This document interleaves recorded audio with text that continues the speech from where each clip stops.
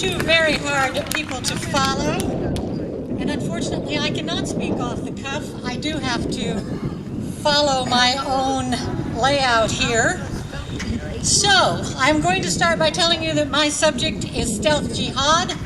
It does follow what John was telling us, the tactics that the Muslim Brotherhood uses to undermine the United States culture, insinuate Islam into it, and make Islam seem just like us. The Islamic doctrine of taqiyya allows for two forms of lying to non-believers. Taqiyya, which means to deceive, and kitman, which means to conceal. These are typically used at times that advance the cause of Islam. In some cases, by gaining the trust of non-believers in order to draw out their vulnerability and defeat them. Does that sound like what they're doing here? Yes. As used in the United States, this doctrine, aka stealth jihad, is a covert war with words, revisionist history, and lawfare to entice, trick, or fool conversion and obedience of we, the citizens, through fear, manipulation, propaganda, misinformation, and disinformation. Do remember that jihad itself is war against all non-Muslims until all have submitted to the Sharia, which is Islam's ultimate goal. Its only goal everywhere. The Muslim Brotherhood as an entity is covert jihad, aka stealth jihad. Stealth jihad is working in about every circle of influence you can think of in the United States, like law, politics, entertainment, like in movies and books and videos, in advertising and in publishing. Have you guys really noticed calendars lately? That the Islamic holy days are in all the calendars? Yep. And how few Muslims there are in this country? Well, anyway, I am going to talk about 4 areas of influence: education, prisons, language, and the pulpit. All of these are directly affected by the Muslim Brotherhood with its goal to wage civilizational jihad against America that explicitly calls for infiltrating the United States and destroying its miserable house from within by using our citizens to help them do it. I, by the way, call these Muslim brothers jihadists in suits. Starting with education, grade school and high school textbooks have been infiltrated with biased information on Islam since 1990, when Muslim brother Shabir Mansouri started the Council on Islamic Education in Fountain Valley, California. He worked with educators and publishers and policymakers to provide perspective to educational materials related to all world religions. He got the Muslim Brotherhood's politically acceptable version of Islam into the California textbooks, then eventually removed or discredited all Islamically unacceptable versions of Judaism and Christianity, and gradually the Muslim Brotherhood's versions spread into textbooks all across the country. And now millions of young people are thinking there's nothing wrong with Islam. It's safe, it's hip, it's democratic, it's non-violent. And how could they not know that? How could they know anything else? They have not been taught the 1400-year history of bloody Islamic conquest.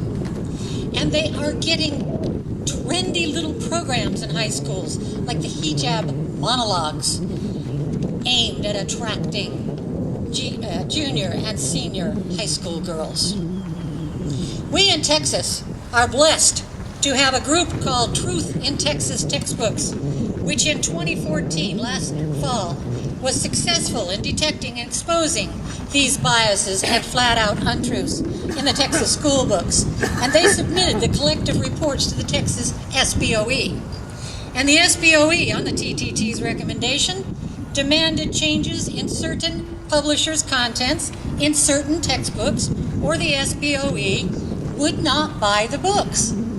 And the publishers have agreed to take that data out.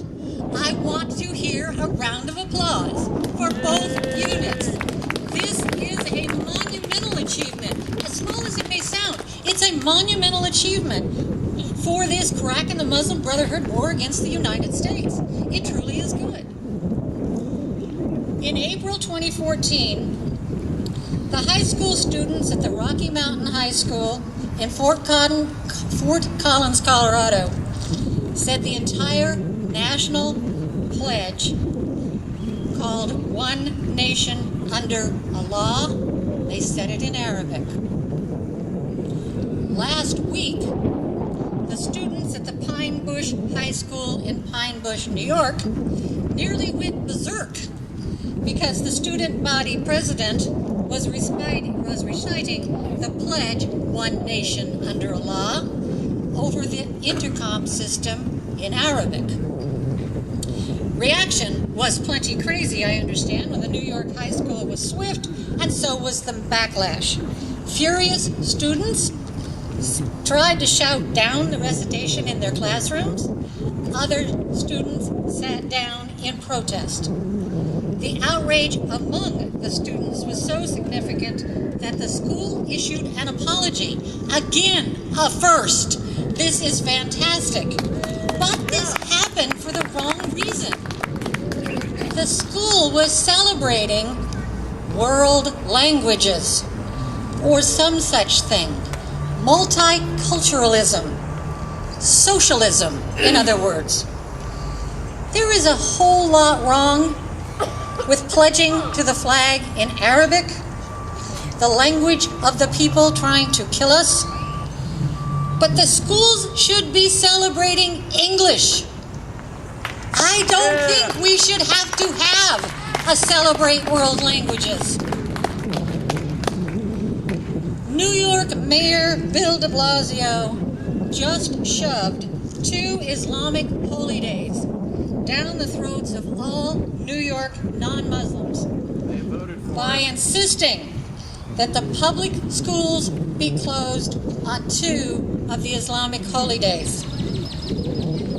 De Blasio is a dhimmi, and he's paying his jizya, which is the Islamic second-class citizen poll tax, because after all, the Muslim Brotherhood was very active in getting him elected. Now, I can't tell if anybody really cares in New York that they have these 2 holidays, but I think it's horrible, and I think it's illegal. We don't close the schools for religious reasons. We close them for lack of attendance. We have separation of church and state. He is the government setting up a state-mandated religious holiday. Our liberal centers of higher learning are swamped with professors of Middle East studies. Campuses are home turf for the Muslim Students Association that John was talking about. Definitely a Muslim Brotherhood front, and terrorist jihadists in college clothing that regularly arrange protests against Israel with such chants as go back to the ovens Jews and setting fire to American flags. And they almost arranged a near riot a few years ago at the University of California, Irvine, when they set up a speech attack against the Israeli ambassador. These MSA students work closely with the professors of the Middle East Studies to design classes such as Islamophobia, Roots of Hatred, which are simply attacks on Jewish students and an excuse to spread their creed to rid the world of Jews and Christians. The city of Zaytuna, California, has just accredited the first Muslim University of Sharia law with Muslim Brotherhood founders and MSA backers. This is the same kind of supremacist move as the Monster Mosque in New York City. It is in our face arrogance from the Muslim Brotherhood. It is disheartening to hear how many liberal left colleges and liberal religious schools are arranging for Muslim-only prayer rooms, foot baths for prayer ritual washing, and serving halal food in order to court Muslims. They don't have special considerations for their own religious denomination students.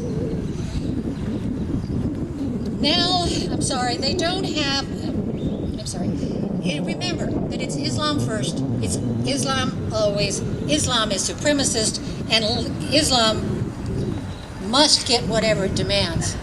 These schools are giving it without even the demand. We give it away. The schools are wooing the Islamic students and never ask for a requirement in return. But education isn't only in the schools. We as a nation are getting bombarded all the time by Muslim Brotherhood misinformation. The Zin Education Project is a socialist, leftist site on the web that extols the virtues of global warming and the nastiness of the Keystone Pipeline. It is presently highlighting a woman named Alison Keisha's work called A People's History of Muslims in the United States. A history. What the school textbooks and the media miss. And it's being put on in Zin's If We Only Knew Our History series. I am sourcing Pamela Geller that Miss Keisha essentially paints Muslims as fighters against colonialism as far back as Columbus and victims during our Civil War. In January 2013, the National Endowment for the Humanities announced that 953 libraries and state humanities councils in all 50 states, the D.C., and the U.S. Virgin Islands would be awarded the Muslim Journeys Bookshelf, a collection of books, films, and other resources to introduce the American public to the complex history of Muslims in the United States. I don't know about you, but I don't think they've been here that long. The program was funded by a $1.8 million grant from us. And last on my list, but hardly least, there is the 1001 Inventions, the enduring legacy of the Islamic Civilization Museum that toured the world in 2010 and reportedly had 120 million visitors. And of those 1,001 inventions that they purport to be started in Islam or Arabia, not one of them is true, or so borrowed and distantly related to the truth as to be untrue. And that's the problem, of course. These stories are made up from whole cloth. It's fool's gold. It's stealth jihad. It's to make them seem just like us. Islam is a violent theocracy, and many of our most violent citizens are in our prisons. And unfortunately, but factually, our prisons are loaded with male inmates. And now too many of our prisons are fertile teaching and recruiting grounds for Islam. There are whole colonies of unsupervised, predominantly black Islamic enclaves, teaching jihad, teaching martial arts, teaching the inmates how to lie, how to steal, how to rip off the government through Social Security scams, how to set up on the outside with contacts in selected mosques. In short, how to become a family that is outside U.S. law, in and out of prison, that has no loyalty to anything but the Islamic Ummah. Not only unsupervised, but encouraged. In 2014, Egyptian-born Imam Fuad al-Babli, who has publicly supported the death penalty for those who choose to leave Islam, was hired by the Department of Justice to teach Islam in the prisons. It is a 2-year gig. He's a hardcore jihadist, and we're letting him in with a baby jihadist to make them stronger. The prisons can create financial chaos by demanding special treatment, such as halal food on a massive scale. Not just 1 or 2 or 18 meals, but for the whole prison, the entire state. Ohio caved in a few years ago when its Muslim prisoners demanded there be no pork in their diet. So rather than make specific diets, Ohio just took pork out of everybody's diet, which most likely had a pretty bad monetary effect on the vendors that were serving the prisons. Call that economic jihad. And why did Ohio have to do that? There are 2 acts on the books which the Muslim Brotherhood uses as jihad weapons. They are the Religious Prisoners Act, the RPA, and the Religious Land Use and Incarcerated Prisoners Act, commonly called RLUPA. Both are good deeds gone bad. Both are proof that no bad deed gets punished. It protects prisoners from losing their rights regardless of the reason they're in prison in the first place. The RPA forces the prison's hands. They must allow imams They must allow imams in the prisons and even supply new converts to Islam with their Qurans, their religious caps, and such things as halal food, regardless of the cost. RLUPA also forces city councils into allowing mosques where no mosques are wanted or be sued to insolvency for religious discrimination. These acts must be repealed or amended in some manner to stop the misuse, overuse, and abuse which is occurring under their name. And who does that? Well, of course, our U.S., our federal, and our state congresses. And right behind me, of course, there is a committee on corrections. We can start there, right here in Texas, to see what we can do about stopping the enclaves in the state prisons, or at the least, make sure there is some kind of overseeing authority that they don't take over these prisons. Just last week, Muhammad Yahya, who was in Gregg County, Texas, jail, which is Tyler, Texas, for federal wire fraud charges to Hamas, sued Gregg County for not providing him halal meals at 4:45 a.m. and at 8:30 p.m. during Ramadan. And where did he get the idea he could do that? He got a little help from the Longview Islamic Center imam, for sure, who informed the NBC News crew about the egregious offense and a story about it, or maybe he already knew that, but he could surely have learned it in the jail system. And speaking of authorities, don't forget, DHS and ICE lets our illegal aliens out of jails and prisons. Overall, ICE released 66,565 criminal illegal aliens out in 2013 and 2014. Now, we know good and well that there were jihadists in those numbers. And do you think the chances might be pretty good that these men hooked up with the jihadi inmates and got the inside track for where to go as soon as they were released on the U.S. catch and release policy? Just saying. Moving along, it is our duty to understand their language. We need to know what they are saying and what they mean by the words they use. Abuse of language equals abuse of power. We must know what they mean when they speak to us. In the case of the Muslim Brotherhood, it is often entirely different from the meaning. Our understanding, as an example, just not necessarily with the Muslim Brotherhood, but there is a 1959 Twilight Zone episode in which an alien comes to Earth, carrying a book in his arms, swearing peace and prosperity and health to all Earthlings if we but accept his advice and counsel on how to plant and sow and reap.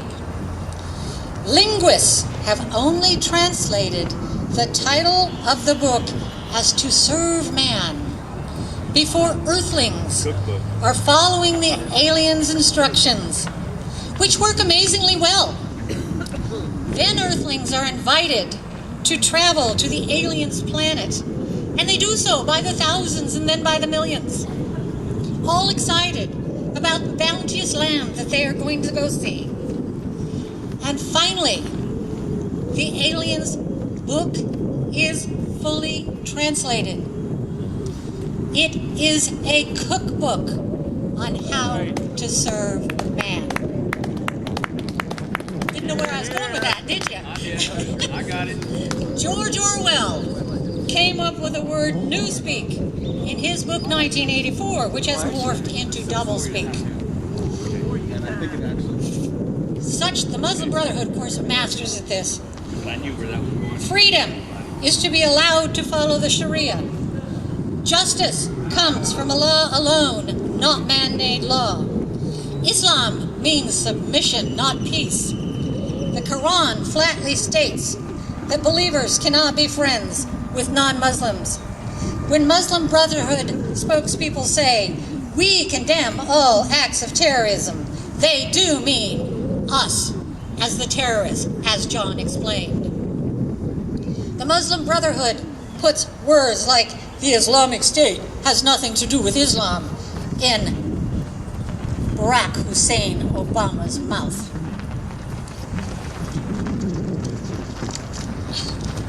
One very important word, which John did touch on, and I'll go on a little bit more. The very important word, you know, is Islamophobia. And most of us groan when we hear it because it seems so lame. But hate speech, Islamophobia, slander is at its core the means to silence the world. It is a death sentence to those they so name. If we cannot talk about Islam without dying for it, we will not talk about it. It works. Terrorism works. What is in our air now is not political correctness, it's stealth jihad. Take the case of a third-grade teacher in Houston. She often called into Tommy's Garage, a late-night talk show, and came under sharp attack by Ruth Nasrullah and Mustafa Carroll of Care Houston for things they claim she said about Muslims and Islam on the show. They demanded that the Houston ISD set up an independent investigation of potential harm to children from hate speech. Quote, "To hear those things said, it is a slur and it is an insult, and I think it would affect the children's self-esteem. We feel it's really critical that we protect those children against this kind of vitriol," unquote. This was a late-night radio talk show host. He is speaking about third-grade children who certainly shouldn't have been listening. But beyond that, it's her right to say whatever she wants. The school administration did not stand behind her. Her reputation has been dragged through the ringer. She has resigned. She had no reason to. She should not have resigned. She was exercising her right to free speech, and the Muslim Brotherhood drove her out of it. That's right. So how about the religion itself? How does the Muslim Brotherhood handle that from a stealth jihad perspective? Beyond saying that it's peaceful, how many of you have been told or heard, read the Quran and learn for yourself that Islam is peaceful? Yeah. Uh-huh.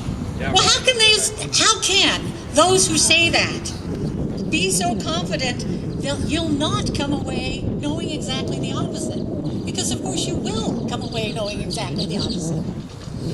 Well, because they believe that the chances are good that you're going to pick up one of the 23 whitewashed English translations, or maybe one of the 18th completely worthless 18 English translations of the Quran. One reason for all the different new versions of the Quran is that Muslims and non-Muslims alike have been shocked after reading older, literal translations. Did Allah really order Muslims to slit the throat of non-Muslims? Chop off the hands of petty thieves? Whip female rape victims? Say that men can beat their wives and murder their daughters?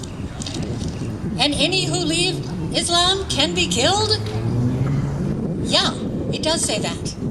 So not only have these literal translations made it difficult to win new converts to Islam, but it is now estimated that something like 6 million Muslims leave Islam and convert to Christianity every year, despite the risk of being killed for apostasy. So clearly their answer was fake up the Quran, just like they fake up history and everything else. One of the best stealth jihad tricks in the world is the Quran itself. This is so classically Islamic. Taqiyya and kitman, deceive and conceal. Open mosque days are a favorite stealth jihad. Come on. This report, and I'm quoting all of this from a writer from California could as well come from Texas. This report came out in 2014. Once again, 25 mosques in the Southern California area participated last weekend in an annual open house to encourage non-Muslims to learn more about Islam and the activities of Muslims in their neighborhood.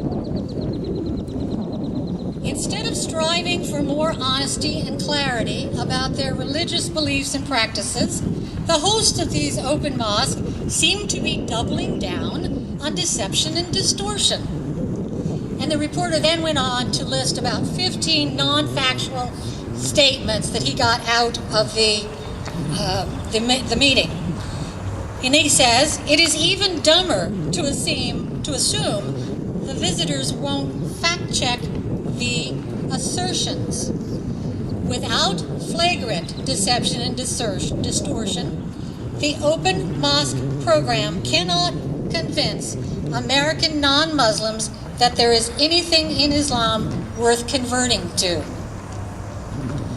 Again, it's clear they must cheat. However, the most insidious way the Muslim Brotherhood uses stealth jihad as a tactic of war is in religious settings through interfaith dialogues. Again, as John just touched on. And interfaith dialogues is doublespeak all by itself. And they do it with great heaping gobs of help from our liberal universities and religious organizations. Interfaith dialogues are put on by the #1 Muslim Brotherhood front group, the Islamic Society of North America. Interfaith dialogues are direct parts of civilizational jihad. The liberal clergy, working with the liberal colleges and universities in their divinity, theology, and seminary schools, turn out weakling pastors and preachers who don't accept the Word of God and Jesus Christ as stated in the Bible as the way to live. And then, Muslim spokesperson employ deceptive propaganda that takes advantage of a common assumption that the statements of religious leaders can be taken at face value, because we all expect that religious leaders want people to understand their religion, right? That's common. So they take advantage of non-Muslim ignorance while at the same time seeking